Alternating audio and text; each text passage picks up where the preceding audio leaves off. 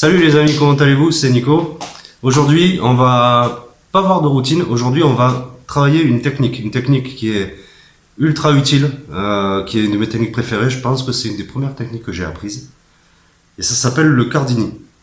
Donc, c'est quelque chose qui peut servir pour faire des color change, très visuel, pour faire des contrôles et d'autres choses. Bref, on verra. De toute façon, je ferai plusieurs vidéos sur le Cardini. Là, on va se focaliser sur le color change cette fois-ci. Donc c'est vraiment une super technique que je vous conseille de travailler parce que les résultats sont excellents, surtout en vidéo. Et il y aura ensuite une toute petite routine de rien du tout qui servira à travailler cette technique en conditions réelles, on va dire, et avec des enchaînements. Voilà, parce que c'est une chose de travailler la technique à part, et c'est pas mal de le faire comme ça pour commencer. Mais ensuite, il faut la mettre en pratique dans des petites routines pour être à l'aise et avoir des sensations. Bref, je vous laisse tout de suite avec la démo de cette technique et les explications. A plus. Le jeu est mélangé par le magicien, comme ceci. Ok. Toutes les cartes sont différentes. Puis, une carte est choisie par le spectateur au hasard, dans le milieu du jeu. On va dire la dame de pique, par exemple. Cette dame de pique, on la laisse dans le jeu. Et pourtant, avec un claquement de doigts, si je retourne la première carte, la dame de pique est remontée. La dame de pique est pas remontée. On a le 10 de pique à la place. C'est pas grave parce que grâce à la technique qu'on va apprendre aujourd'hui, si je fais juste comme ceci, j'ai bien le 10 de pique qui se transforme en dame de pique. Et on peut même faire disparaître cette dame de pique comme ceci.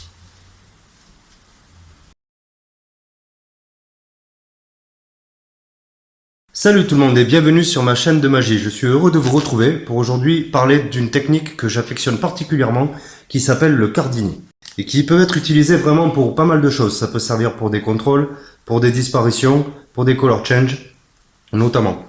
Donc par exemple ce qu'on a vu dans la démo, c'est une carte est choisie et hop, dans un mouvement de main rapide, la carte se change et on peut même la faire donc disparaître comme ceci. Ok, donc voici ce que ça donne en version vue exposée. Je retourne une carte, je me place comme ceci et hop.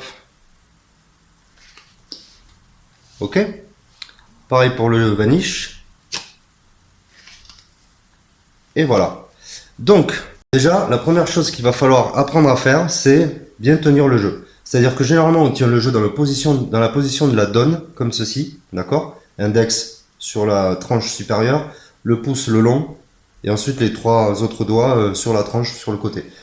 Donc, pour faire votre votre levée double par exemple, vous allez donc faire comme d'habitude, comme ceci, et après dans l'action d'égaliser, on va changer la position, c'est-à-dire qu'on va se mettre comme ceci, index sur la tranche, ici, et le pouce sur la tranche opposée.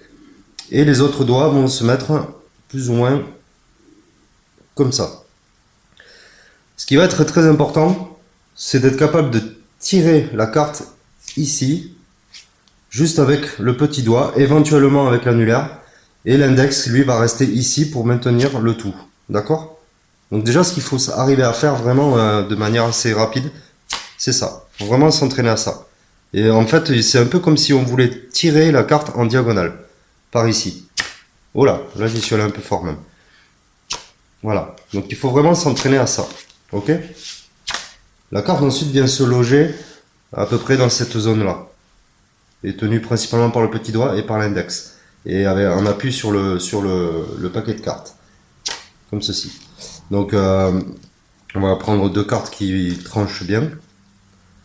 Donc vous faites votre levée double, comme ceci, et ensuite la main va se mettre comme ça, d'accord?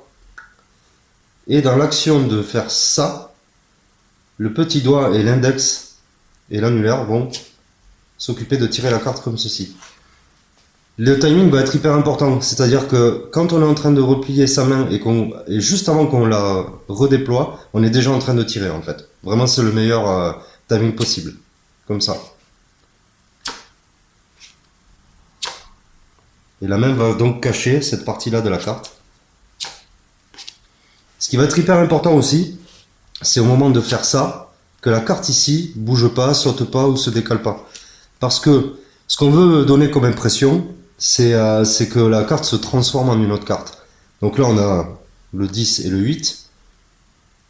Et en fait, voilà, quand la carte du dessous ne bouge pas, du tout, c'est parfait. Ok? Ça, c'est hyper important. Parce que dans l'esprit du spectateur, en gros, s'il voit que la carte du dessous bouge un petit peu et tout, il va peut-être pas forcément réfléchir, mais déjà, ça va être moins esthétique. Et puis aussi, éventuellement, inconsciemment, ça va lui planter l'idée dans la tête comme quoi il y a peut-être deux cartes ou qu'il y a quelque chose qui se passe avec cette main, quoi. Et donc le but, c'est vraiment de faire croire que c'est avec la magie qu'on a dans cette main qu'on est capable de faire une transformation. L'idéal aussi, le petit piège que même moi j'ai tendance à faire, c'est de me mettre trop au-dessus, comme ça, du coup on voit pas bien, et aussi d'avoir les doigts qui s'écartent. Le mieux, c'est vraiment de se mettre comme ça, et voilà, d'avoir les doigts qui restent serrés, parce qu'après, quand on va nettoyer, en fait, si on a les doigts trop écartés, on peut voir la carte glisser dessous. Donc, je récapitule. Position pouce et index comme ceci sur la tranche et les autres doigts qui viennent se mettre sur le côté. En fait, ce qui change réellement, c'est l'index qui, au lieu d'être ici en position de la donne, va se placer ici. D'accord? Donc, on fait notre disparition, par exemple, comme ceci. Et là, ce qui va se passer, c'est qu'on va attraper le jeu en position du biddle. Donc, position du biddle, c'est comme ça, d'accord? Donc on est comme ça, position du biddle.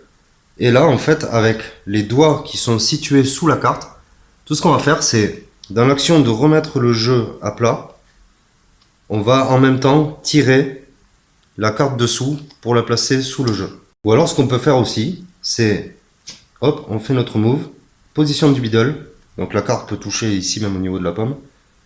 Et en fait, pendant qu'on va revenir comme ça, on va pouvoir attraper plus ou moins l'ensemble. Cette partie sera cachée par la main. Et en fait, dans l'action de pivoter comme ça, on va égaliser avec le pouce, ici, la carte du dessous. Et voilà. Donc on va effectuer une rotation, comme ceci, pour égaliser la carte qui est sous le jeu. Donc moi, dans la routine que j'ai fait sélectionner une carte et puis j'ai effectué un contrôle pour placer la carte sur le dessus du jeu. Donc là, en l'occurrence, c'était un turnover pass. Contrôle qu'on verra en détail plus tard. Mais en gros, la carte sélectionnée est ici. Je replace par-dessus. Et pendant que j'égalise, je maintiens un break sous la sélection. Avec mon petit doigt, d'accord? Donc je me retrouve comme ceci. Ensuite, position du biddle. On prend avec le pouce, on a un break ici. En fait, ce qui va se passer, c'est qu'on va soulever cette partie-là, l'avancer, et dans l'action de faire comme si on retournait le jeu, quand les cartes vont commencer à se retrouver en position de T comme ceci, on a les doigts ici qui vont faire basculer le jeu, la partie du dessous, comme ça, et on va en même temps retourner la partie du dessus. Ce qui fait qu'on a placé notre sélection sur le jeu.